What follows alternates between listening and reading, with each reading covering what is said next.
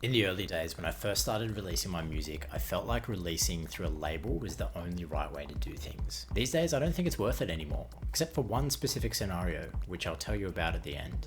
But if you're a producer who's never released music, or has only released a small amount of music, it can be easy to feel like you need somebody else's validation to share your art with the world. But I'm here to tell you today that I think in the long run, you are much better off releasing music on your own and creating your own ecosystem.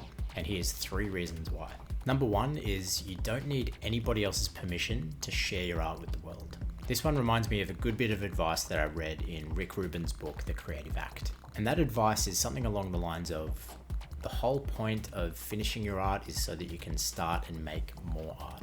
And I don't think art is finished until you've shared it with the world. So why waste your time negotiating with labels on whether or not your art's ready to share? Reason number 2 to release on your own is that you don't need to meet anybody else's timelines or deadlines. I'm sure any producer that's worked with a label can agree that a label release takes a hell of a lot longer than you'd expect, especially if the release is distributed on a physical format like vinyl or CD. So by the time the label has gotten around to releasing your music, you've already changed as an artist. You've got a completely different artistic approach, and you're probably much more excited about the stuff that you're making now than you were 6 months ago when you started talking to the label.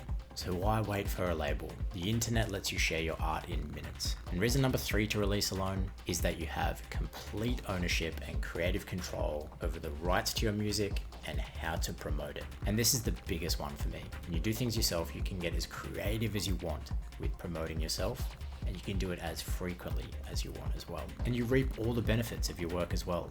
You don't have to give 20, 30, 60% of your earnings from your work to someone else. I think that the creative lessons you're going to learn by doing it yourself, at least for the first few times, are going to push you much further than you could go without trying this. So those are my 3 rules. What's my one exception? This stage of my music career, the one situation where I will contact a label is if I think that release can give me access to the opportunities and relationships that I want to further my career. And an example of this is if I'm visiting another country that I really want to play in, for example. I might get in touch with a local label to get a release underway to be out hopefully before I arrive, which will give me opportunities to build mutually beneficial relationships with people in the music industry in that country and allow me to play there and perhaps even allow them to play in Sydney, where I'm from. That's just one example of my thinking, but I hope that makes sense. In the early stages of your journey though, I don't think this rule is that important. Creating a musical story for yourself that people can experience first is something that I'd recommend prioritizing early on instead.